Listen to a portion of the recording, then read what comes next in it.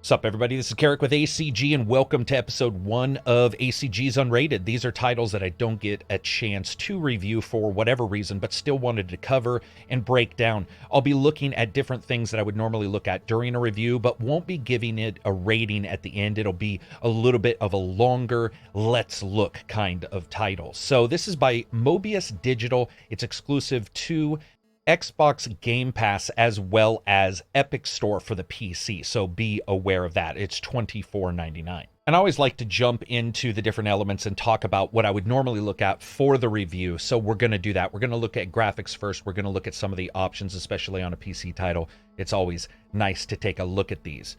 So the first thing we want to look at with the options, you've got your Jetpack boost mode. This is basically the ability to do manual or automatic for that. We'll leave it at manual. I like to be able to control that. Translator equip mode, that's a machine that you end up getting a little bit into the game that allows you to read transcripts from an ancient race. Ship notifications, log rumor, all of these basically turn them on or off. I'll leave almost all of these on as we go forward. Now, the game does say that it is best to play this with the controller. I've been playing it with a mouse and keyboard. Haven't had too many issues, just a couple. Next up, we have the audio. Got a lot of different text options here. What's interesting about this is it says that it's in a certain language. One thing to remember is this is a text-based game when it comes to delivery of information, not the game itself. So you're going to see just text for characters. They don't actually speak. You actually have a lot of options for the translation, which, hey, if it was on Steam, would probably stop a Steam review bomb if they ended up having some language missing. And text delivery speed, especially in a game like this, you guys know me. Like I've stated, I am a fan of vocals. If I don't get them, I do want to see that text pretty much as quickly as possible, but we'll leave it on fast and I'll put it on instant if I have to. One of the things I've noticed is when you scroll up and down, this is certainly made for a controller because even the scroll wheel on the right, the little indicator, doesn't actually go all the way up and down. Translator ship logs, we'll be leaving those on. This freezes time while reading, and the reason why is because the entire solar system is basically on a countdown to destruction. And so you have to continually watch for that. So you can basically pause that world and not worry about that timer as you go forth into it and you start reading some of the story. I think what I'm going to do is I'll leave these pretty much at the generic spot that they started in.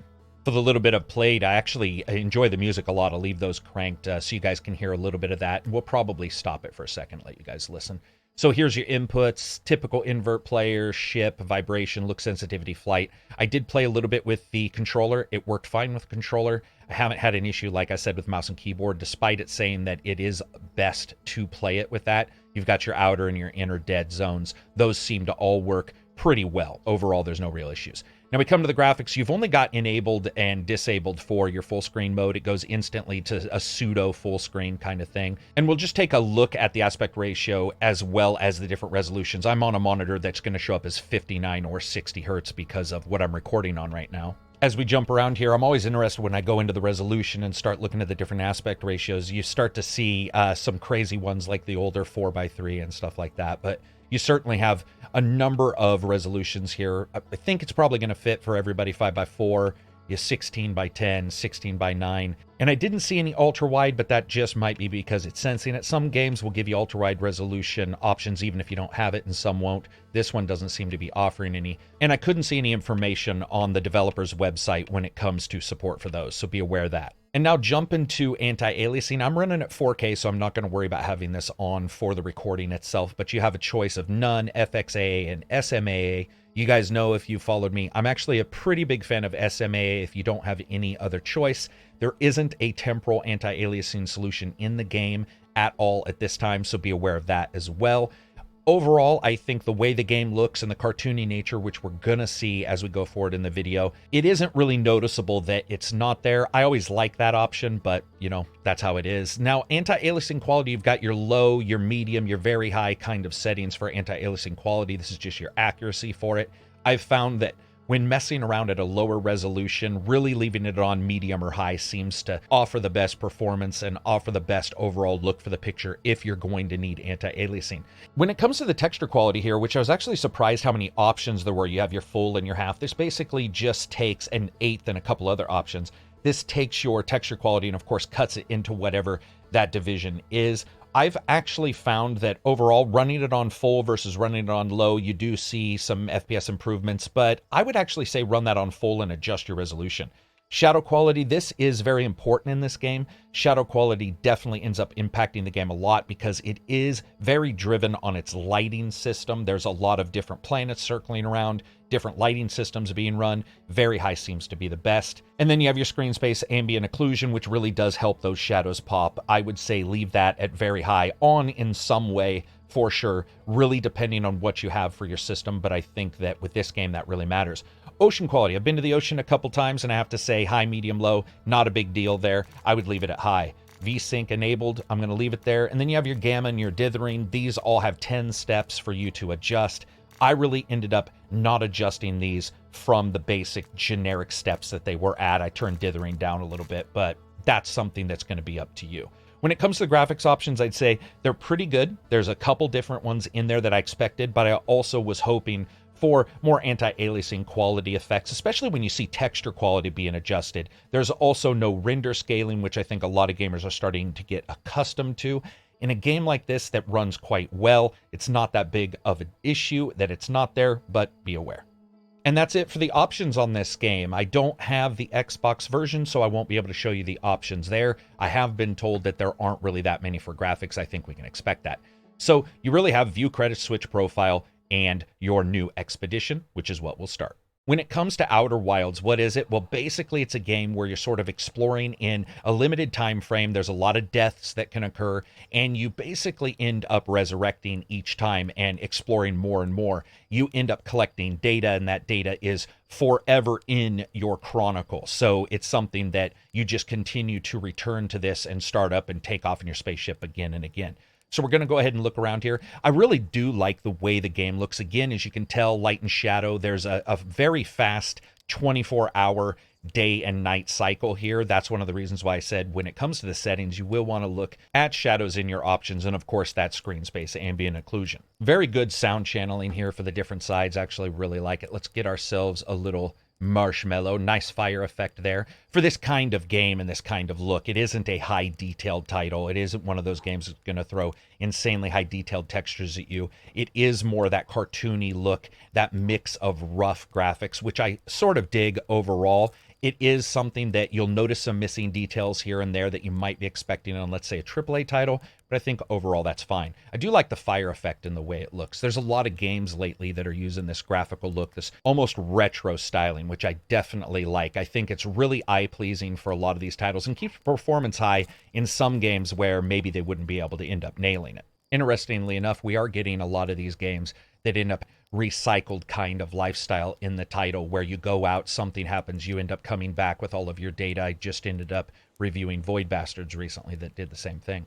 Now, you'll notice there are no voices here. I think that does hurt the title a little bit, even if they had got some amateur voice actors, somebody to sort of fill this out. It becomes a title that, as you continue to play it, and I've only flown to one other planet at first, but as you continue playing it, you start to notice that absence of voices, and I think just a little bit that ends up pulling the title down. And it certainly does when it comes to the presentation, especially because there is some audio, but a lot of the audio is just so ambient that it can be a little bit of a solitary feel to the title. Now, as you're talking to him, he's giving you different information about getting the launch codes for this ship, and you need to go to the observation tower to do so. So we'll make our way up there, looking around. I do want to show you guys the jump system. So the jump system's a little bit different. You have to load up the jump and then let go of it. This is something that here, just showing you guys how it works, it's not a big deal. But when you get on other planets with the different level of gravity that can sometimes pop up, it can be a little bit odd when you're trying to get that perfect jump or you're trying to time something. And luckily you have the jump jets on the spaceship suit that you end up wearing, but it is something that was a little bit noticeable when I first ended up playing it. You can see that little bit of load there as I'm jumping around. And as we enter the starting of the village, this is one of the first places where I can see why they were sort of saying to use a controller. You have a model ship. Now this model ship replicates pretty much one for one how your main ship is going to fly. But I have to say this, it is 10 times harder to fly the model ship than it is the real ship. So if you get good at the model ship, you're going to be able to nail the real one that you actually get in. And I really had a couple issues with the main ship. Hopefully I won't have any here when we play, but there's a couple times where the controls are a little finicky, or because of the gravity and various different things affecting you, you might smash into something. You're able to repair the ship, you're able to fix it when you get out of it, so it's not that big of a deal. But just be aware, like I said, if you're good at the model ship, you're going to probably be amazing at the real one. Let's here, I'll just go ahead and we'll give it a try, and I'll show you guys. So you use multiple different thrusters, left, right, down, and up, but you also use the mouse to control it. And this is something that, like I said, with the controller was a little bit easier. With the mouse, it starts to get really finicky, and once it gets off once it gets off of your axes, it is quite difficult to get it back. And again, I didn't spend a ton of time, but you're supposed to land. Oh, I almost did it. You're supposed to land on those geysers with the flags. And here it just goes nuts. It is. Oh, hey, I did it. Let's wait. Am I gonna get any credit for this? I don't think I am. All right, 23 attempts later, and I still didn't get it, so we're going to move on from there. Let's see if he says anything. Wow, that was just the time the external few points exploded on re-entry. Yes, it was. So again, this is one of those spots where I do like the fact that you're able to test it. You're able to go in there and sort of see how the controls work for the ship. But like I said, you should have no problem. This is really good lighting in here. I like the overall look of the title. Again, this is not a title that should be held up to AAA standards. That's not the way it is. This was originally a crowdfunded title on Fig and then moved to Epic exclusivity here recently without a lot of warning. So a lot of people were sort of upset about how it ended up being made and what they ended up doing. But you do have a title that is still at a budget price, so be aware that it is not going to end up looking as good as others. I like the aliens look. I like their overall design. The 4 eyes, their heads sort of track you as you move around. It's a very good, clean look to them. They look just alien enough, but at the same time human enough that it feels like you would be able to use the devices and the items that they've got left around. Especially as I'm playing a game, I'm always looking at the first location, how that first location's set up, how it doles out information, and I do like the way this works. It's in a circle within a circle. It's a nice way of delivering data to the game player of the different NPCs that you want to talk about, but also sort of giving you an idea overall of the theme and atmosphere of the title. And this opening section actually works quite well as you end up talking to everybody different. And you start to really get an idea of the past and the present, and the present and the past in this title, the different feeling that other explorers have gone before you. There's information that some of them are still out there, and you'll be able to go out and talk to them and see them. This is giving you an idea of how the satellite that you have works. Basically, you get a scout, and you're able to use this scout and shoot it out and see different areas in the game world, sort of like your own Mars rover, which I definitely liked the way it was worked in the game overall. However, in the small amount of time I've played it, I haven't really found a lot of uses for it, but I'm sure that'll end up coming up.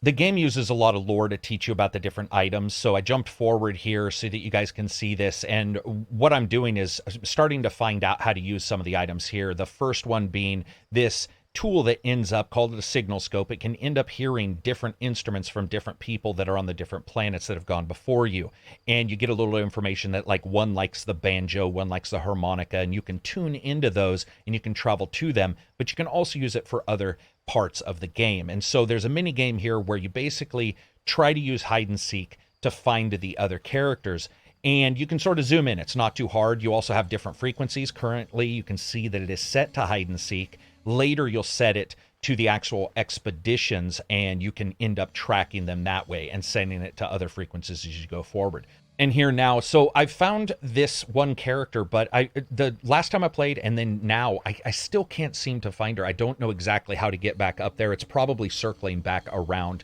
to the location. You can see her head. Zoom in here. There you go. So you can see the head, but I can't figure out how to get there. So what we're going to do is maybe... I'm just going to go to the observation area, and it does end up helping you as you end up traveling. Oh yeah, I forgot. He's down here. He's the one that I was able to find on the last one. So we're going to jump down here. Actually, I'll talk to him. When it comes to the fishermen, one of the things that all the characters in the game do is they tell you a little bit about the game world and the planets that you might go to. This one's Giant Deep, which is a ocean world, and they give you a little bit of data about everybody on these different planets, if there is somebody on the planet, or the different unique places within the game world, and then you end up going to them and you can sort of track what it is. You also get rumors from these characters, so you get sort of rumors and facts, and what happens is When you go into your ship, and I'll show you this in a second, you'll go into the ship and you'll actually be able to see what rumors or tales there are about the different planets that you've gotten from these characters, as well as your experiences and your exploration that you end up doing, which I sort of dug. I haven't got a bunch of it, but I like the overall feel of it. I like the way you sort of unlock more. Let's get him out. Don't forget, you have to find both of us. Yeah, it's not going to happen. Let's jump over here. You know what? I don't know if... Okay, I did that right. I was wondering if I was going to jump into the water. So we're going to head up to the observation area and get those launch codes, and we'll take off. Really like the diffuse lighting around the signs. It's very cool looking. Like I said, I actually enjoy the look of this. It is cartoony. It is a little bit different.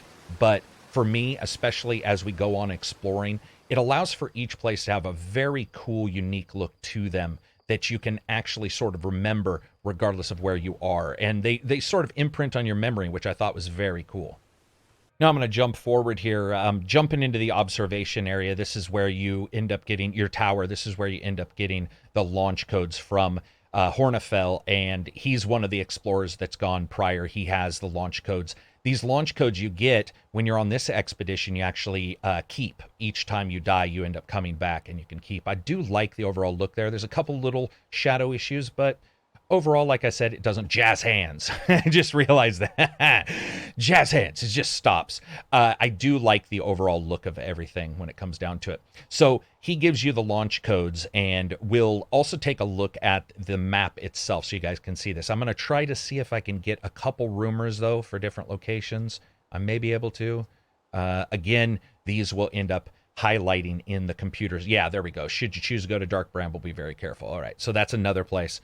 And you can tell him you're ready to go, and he gives you those launch codes, which should appear, I believe, yeah, lower left. So you can see those launch codes now, and that'll give us the ability to actually go out. So looking at this main map, you can now see all of the different locations that you can travel to, at least that you know of right now. From what I understand, there are secret or hidden places. I haven't been able to find any hidden planets of any kind, but certainly on the one planet I went to, there was a lot of hidden areas that also adjust with the time frame, night or day. There's actually places you can go to. This is the Interloper. This is, from what I understand, just a comet that comes in. They say no one's been able to successfully land on it. That's what the characters in the game say. So I will try that. Maybe during this playthrough. We'll see. Maybe during this time. I don't know what that is. That doesn't come up as something. So maybe that'll be something later. I love the look of that. The place has just been pulled apart by some gravitational well. I do like the way the way everything just sort of has a very tangible feeling in this map system is very cool. And this is something when I'm reviewing a game I'm always looking for, is how does everything fit together. If this had just been a computer screen, it wouldn't have felt as physical or as detailed in the game world as it is now. I like that this is sort of mimicking that physical model you see when we come up to the map and go into it. You can see those models moving around, and it sort of gives you an idea that you're just looking closer. I don't know what that is. It looks like a platform of some kind. I might try to land there. All right, so we're going to head back down, and we're going to get into the spaceship and see what we can see. There's a lot of different locations, items you can see here. Actually, I'll use the translator so you guys can see this. So the translator is an item you get before you go, and this allows you to translate the swirl symbols, which are the language of an ancient race that came before you.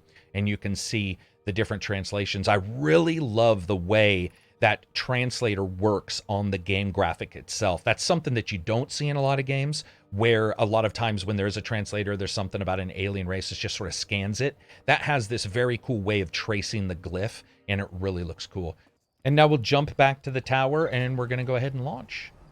This spaceship, I really like the look of it. Again, whenever I'm looking at a game, I'm always trying to verify that things don't sort of pop off the screen and look odd, look like they don't fit. That's something that you see in a lot of games. I talked about it in the Void Bastards review, is that sometimes you get assets that don't look like they fit. The spaceship just works in this location. So here's your inside. You got your reactor. I'm assuming that's a reactor of some kind because it has this crystal that apparently has some kind of anti-gravity, a system that's connected to it, and it's something you'll see later. So this is your computer. This is what I was talking about. You can see that I've actually unlocked some information about different places, including the actual starting planet, but you will actually unlock other hints and clues and myths about planets as you end up talking to characters or discovering stuff yourself. So you can see I've unlocked 1 or 2. You can tell lunar ruins. This is something one of the characters said a little bit ago, that there was something on those lunar ruins. So you sort of know where everything is, and it updates as you continue on with the adventure. And you can see I've got 1, 2, 3 places, I guess. I believe that's the water world, and then you have the normal world. Yeah, Giant Deep. That's the water world. And you can see Hal says Garbo went to Giant's Deep, and then you can go over and you can see this is where the ancients have some kind of observatory. Especially in a cyclic game like this, where you're continuing that same character's story, all of this stuff is actually really vital to be in the game, sort of give you that information right from the front. You can see that physical representation there on the map, which I actually really did like. I love the interior here. And that cluttered look really works well for this. I definitely enjoy the color schemes. I think all of this ends up looking like it really fits. Oh, I didn't mean to put the suit on here. Not 100% sure if it burns up oxygen or fuel when you're in here, so I'm going to take that back off. Anyway, you can look around, oxygen refill. Oh, yeah, so when you're on some planets, from what I understand, as you run out of oxygen, you can end up getting near the trees, and they'll sort of bring that oxygen back up, like little mini atmospheres. So we're going to buckle in here. Now, when it comes to flying, like I said, much easier to fly the main ship. You can jump into the map. I think we will sort of lock on. There is an autopilot system, so we'll lock on. And let's see here. I think what we will do is go to the actual moon that's right next to us, because the characters did say that there was something there. So you can see there that it's now up on the map, and holding the control button will end up lifting you off. And this is quite easy, works very well. There's no real issues with the control here. Like I said, there's a couple times where the game's autopilot goes a little nuts, has a tendency to smash you into the side of the rock, but it's not too difficult. You also have a landing mode. If you can see there, you hit C to do so. You can end up matching the speed of whatever it is you're marked on and locked in on, which is what I'm going to do. And then you can try to land somewhat nimbly here, just looking around. So I do like this little map view here. Let's go ahead and go down, go down, go down, go down, go down. Not too fast, not too fast. Oh, shit. God. Yep, rolled over. Rolled over. Not 100% sure what happens now. Let's see. Okay. It rights itself, I guess. What should have happened there is I should have ended up landing a little bit slower, obviously. But we are landed. It doesn't look like any damage was done. We're not moving around. You can see there from the different view. And we'll jump out of this. We'll put on the suit, and I'll let you guys listen to some of the sounds.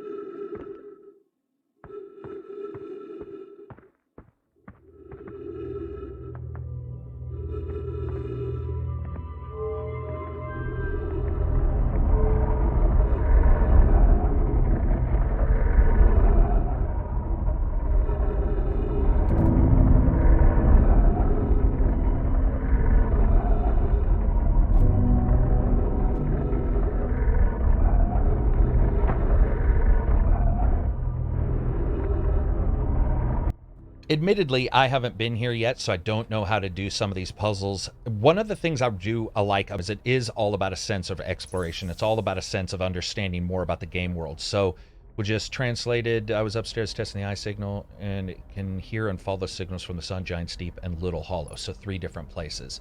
Let's see, looking around. And each place has a very unique, mysterious feel to it. This definitely looks completely different than the other place that I'd gone to. Pick up scroll. So I don't know. Oh, okay. Just put that in. Oh. Okay, there we go. Once again, I really like that translator symbol and how it ends up drawing it out. There should be more sophisticated locator. And I can take that scroll out, and I can look around here. Something strange is happening. It just rotates wildly. Okay, that's what it was doing for me as well. Let's go with already holding scroll. Okay. I'm going to go up, I think, real quick and just verify that the scroll doesn't go anywhere up here. I'm not 100% sure why I have 2. It looks like the other was able to be picked up. Just drop it. And then go back down, I guess. Yeah, just go back down. Not 100% sure. Well, when it comes down to it, the game doesn't do very much explaining, which is fine. That's the way it should be. I see most likely calibrated incorrectly. Okay, there we go. To me, especially when I see this planet now versus the one that I went to prior before filming this, it really does have a very cool investigative feeling for each one of the places. Definitely a mysterious ideal of you sort of following this other race as well as trying to find other people who've explored. Here's a recording, so this kind of Nomi locator, I'm not sure. I was able to translate something about South Pole of Brittle Hollow. So all of these most likely, we'll check, but most likely are offering different rumors or different stories about the planets that you can go to. I was upstairs testing the eye signal and can hear and follow the... Okay, yeah, we know that.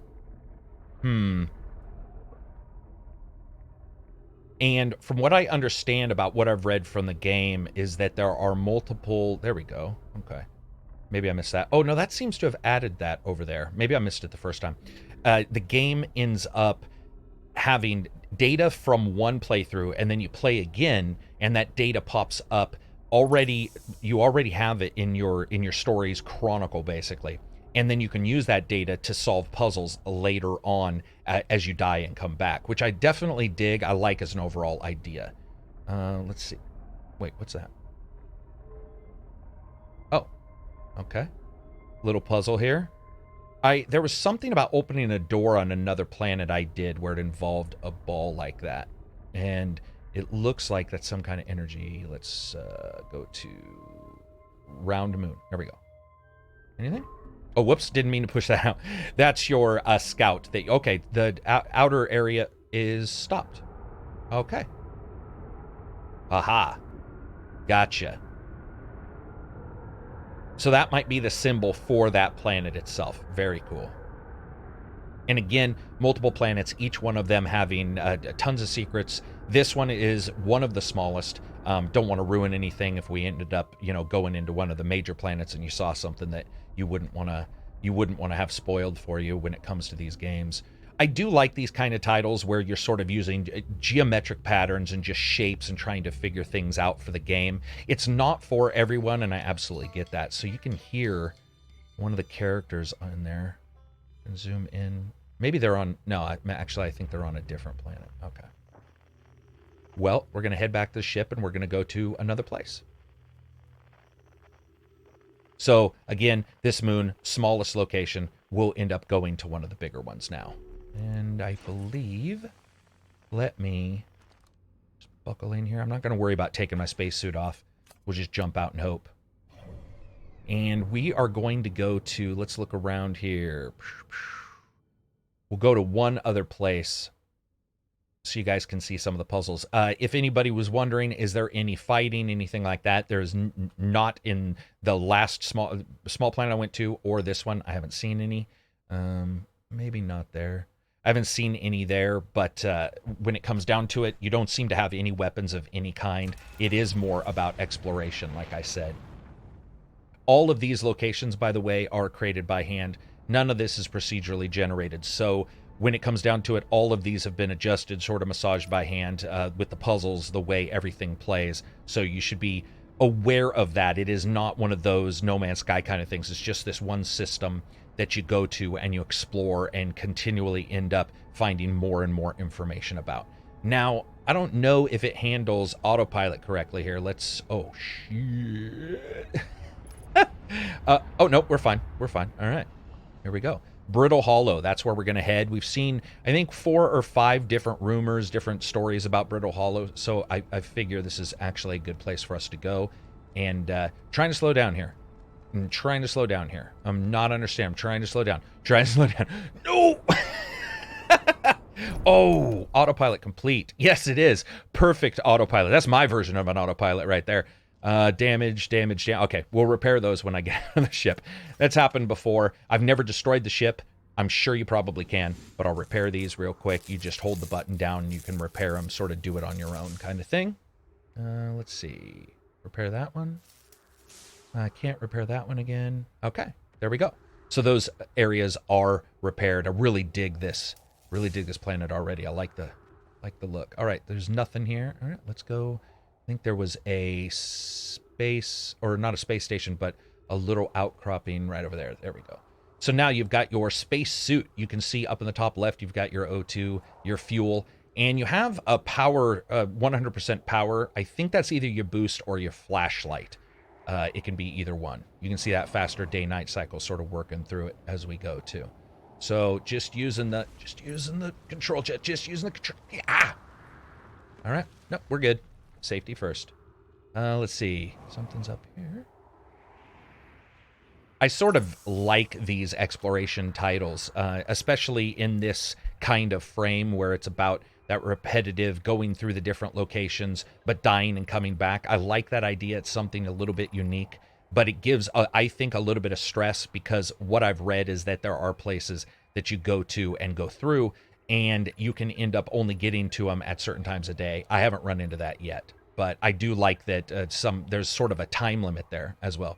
So this looks like some recording about something that's crashed prior and them having issues. That's one of the things I've definitely noticed. There's been a couple places where it's popped up where it certainly sounds like the race that came before you or the characters that came before you all sort of ended up having the same issue you're going to have, which everything absolutely freaking falling apart. So we'll look at this. All right. And I think that's probably where we need to go. It looks like a little tiny doorway there.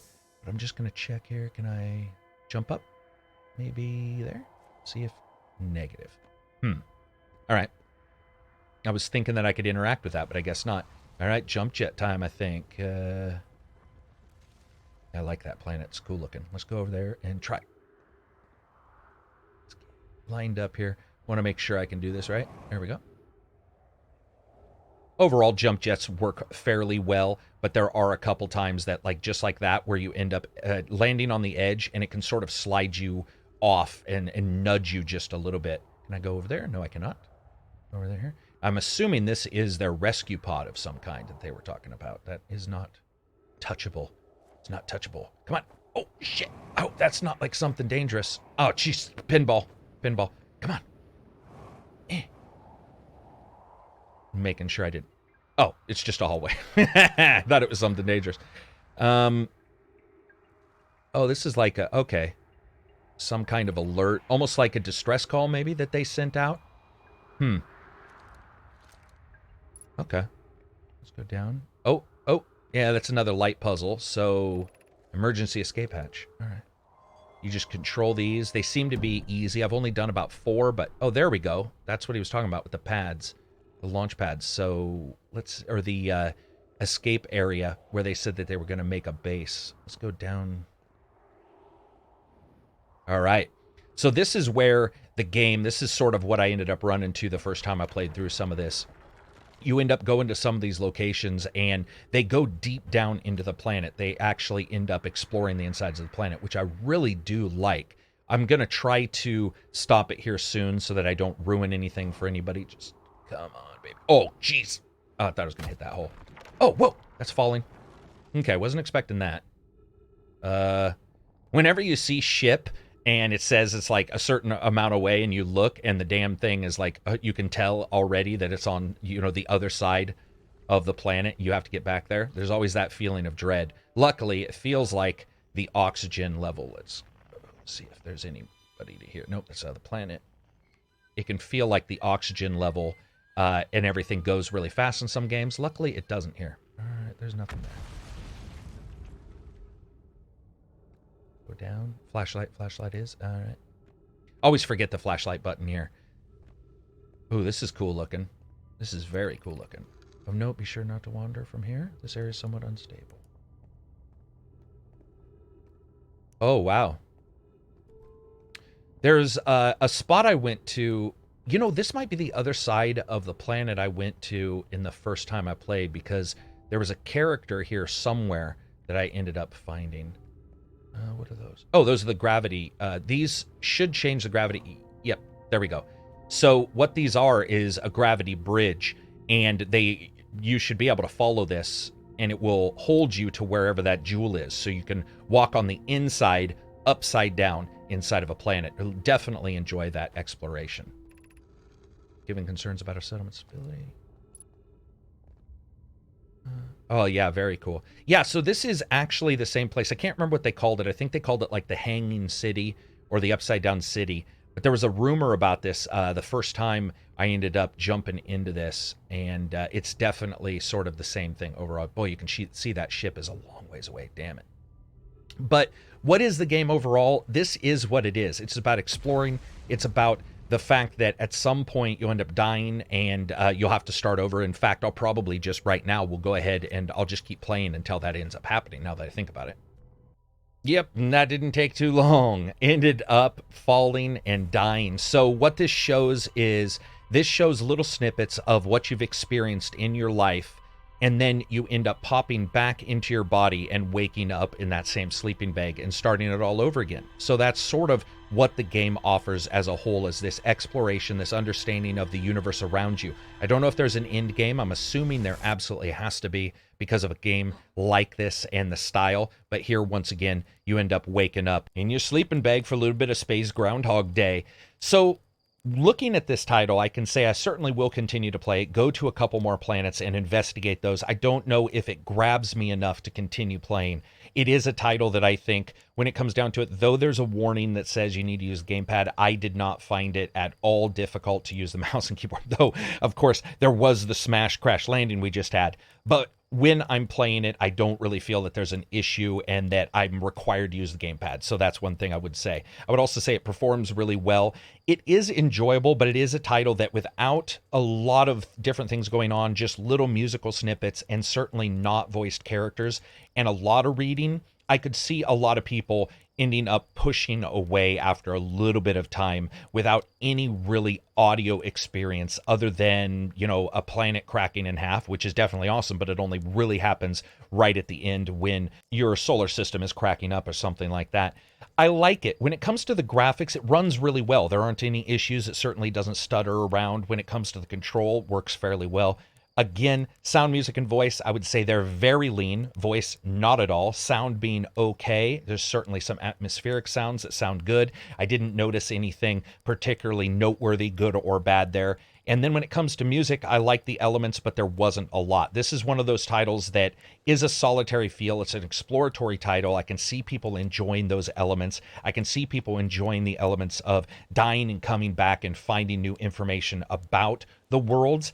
I don't know exactly how many times you're going to want to return, even if the day-night cycle changes. That's something that I think will require more playthroughs from me to sort of decide if that's something that continues to bite in and makes me want to jump in and play the game. So I want to say thanks for showing up and doing this. It's been interesting to do these kind of videos again. It's something that I sort of put on the shelf for a while. I will continue to do these, end up covering different things as I go forward in some of these games. I do like showing the different elements that I'm looking forward to in a review, some of the expectations I have, some of the things that I enjoy in a game or don't enjoy in a game, and sort of taking you in a walk through my first experience, or in this case, my second, of a title, and jumping in there and looking at it. So if you guys like the video, I would love for you to give it a thumbs up.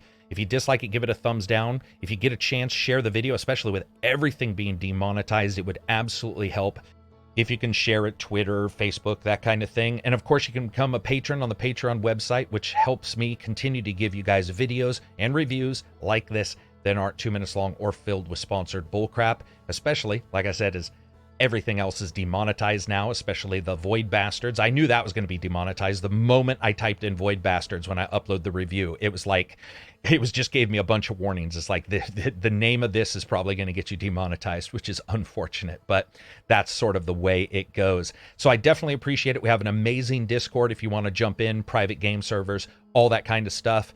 If you have a suggestion for a title, or if you want me to cover a specific thing within these videos, feel free to go ahead and drop something in the comments. Peace out and enjoy the rest of your week.